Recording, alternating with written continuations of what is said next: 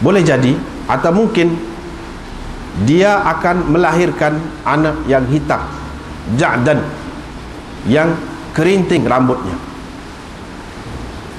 Faja'at bihi aswad ja'dan. Ternyata perempuan itu kemudiannya melahirkan anak yang hitam dan kerinting rambutnya.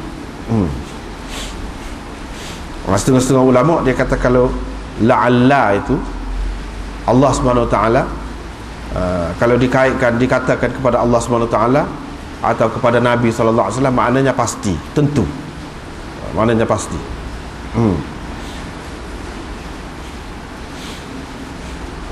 Dengan mana begitu? Kalau kita pakai hak tu, maka terjemahannya tentu dia akan melahirkan anak. Begini-begini. Tetapi kalau tengok kepada riwayat yang satu lagi, nampak Nabi SAW suruh pergi tengok. Suruh pergi tengok tu maknanya mengikut setengah-setengah orang lah. Dia kata tidak jelas lah, tidak pasti macam mana kita nak kata tentu. Tapi bagi orang yang mengatakan la'alla tu dengan makna tentu, Nabi SAW suruh pergi tengok tu untuk membuktikan, untuk tengok sendiri benar dia kata gitu.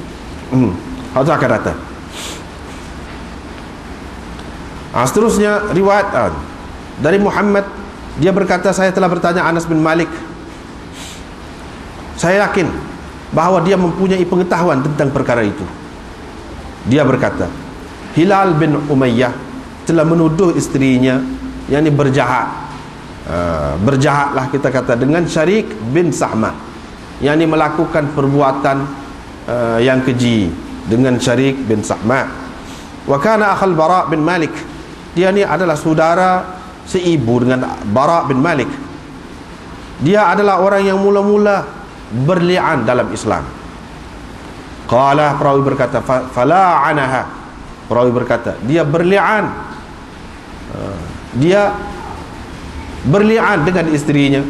Rasulullah sallallahu alaihi wasallam pun bersabda, ni kamu tengok isterinya itu, kalau isterinya itu melahirkan anak yang putih sabitan, rambutnya lurus, qadhi al-ainain, dan matanya merah, ataupun matanya itu macam sakit lah mata dia tu, itu maknanya apa ni, qadhi al-ainain, mata dia tu macam sakit, ataupun mata dia tu macam merah, gitu. Maka anak itu adalah anak Hilal bin Umayyah. Tapi kalau anak itu lahir dengan matanya macam bercelak, itu mana akhal, macam bercelak, maknanya hitam oleh mata dia, tidak seperti yang tadi. Ja'dan, rambutnya ikal ataupun berkerinting. Hamsyas saqain, dan betisnya itu kecil, betisnya itu kecil. Maka anak itu adalah anak Syarik bin Sahma. Qala, perawi berkata, kemudian aku diberitahu bahawa perempuannya, yakni isterinya, melahirkan anak yang matanya macam bercelak dan kerinting rambutnya dan betisnya kecil, betis kocel lah, kita kata kocel. Diriwayatkan dari Ibnu Abbas, beliau berkata, disebutkan tentang tala'un di hadapan Rasulullah sallallahu alaihi wasallam. Maka Asim berkata, berhubung dengan perkara itu, Asim mengucapkan sesuatu ucapan lah berhubung dengan perkara itu. Kemudian dia pulang. Fa'atahu rajulun min qaumi, tiba-tiba mari seorang lelaki dari kalangan kaumnya mengadu kepadanya bahawa dia mendapati bersama isterinya ada orang lelaki lain. Asim berkata, mabtulitu bihadza illa liqauli, nampaknya aku diuji dengan peristiwa ini, dengan perkara ini, tidak kerana lain melainkan kerana ucapan aku tadi. Dia pun pergi membawa berita itu kepada Rasulullah sallallahu alaihi wasallam. Dia memberitahu kepada baginda, ini Uwaimir tadilah, tentang apa yang didapatinya, apa yang didapati, ma wajada alaihi imra'atahu, apa yang didapatinya isterinya melakukan sesuatu yang tidak baik itu. Dia menceritakan kepada Nabi SAW bahawa dia mendapati isterinya alaihi, yakni melakukan sesuatu yang keji lah, begitu.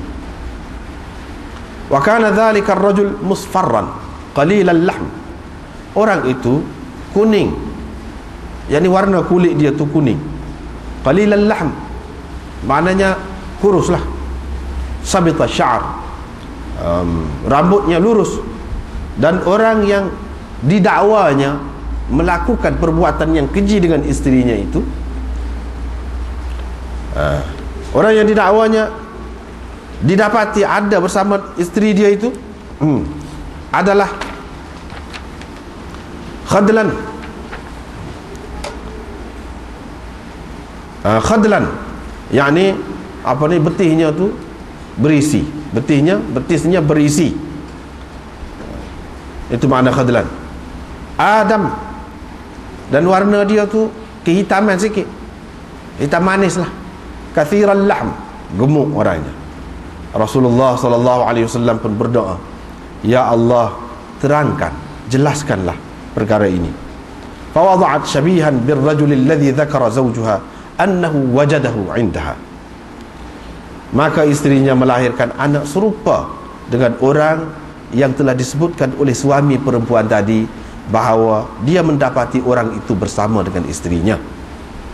Rasulullah SAW pun suruh berli'an, suruh suami isteri itu berli'an. Maka ada orang berkata kepada Ibnu Abbas dalam majlis itu, adakah perempuan itu perempuan yang telah Rasulullah SAW katakan, kalau aku nak rejam seseorang tanpa bukti, tentu aku rejam perempuan ini? Adakah itu perempuannya? Ibnu Abbas berkata, tidak, bukan itu. Itu perempuan yang menyatakan keburukan ataupun perbuatan yang keji dalam Islam.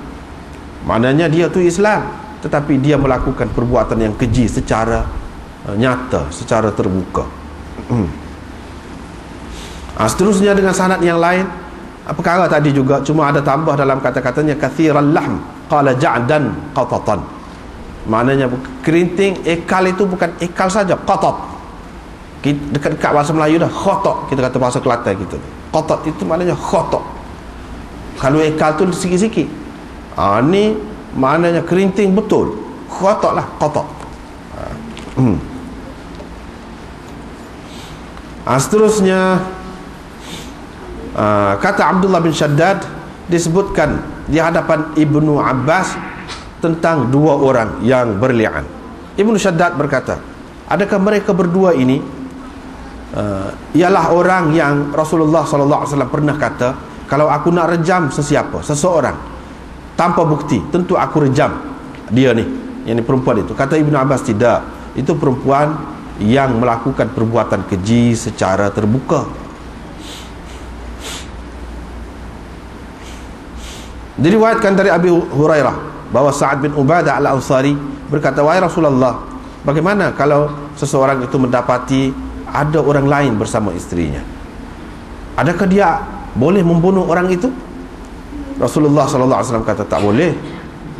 Sa'ad berkata, bahkan demi Tuhan yang telah memuliakan engkau dengan kebenaran, maknanya bahkan saya akan lakukan. Maknanya begitu. Rasulullah SAW pun kata, dengar tu, apa penghulu kamu kata tu? Diriwayatkan dari Abi Hurairah bahawa Sa'ad bin Ubadah berkata, wahai Rasulullah, kalau saya dapati ada bersama isteri saya seseorang, adakah saya perlu membiarkannya sehingga saya dapat membawa 4 orang saksi? Nabi SAW mengatakan, ya, begitulah. Diriwayatkan dari Abi Hurairah katanya, Sa'ad bin Ubadah berkata, wahai Rasulullah, kalau saya dapati ada bersama isteri saya orang lelaki, yakni yang lain, tak boleh saya sentuh dia sehingga saya bawakan atau kemukakan 4 orang saksi? Tak bolehkah saya sentuh dia sehingga saya kemukakan 4 orang saksi? Rasulullah SAW menjawab, ya.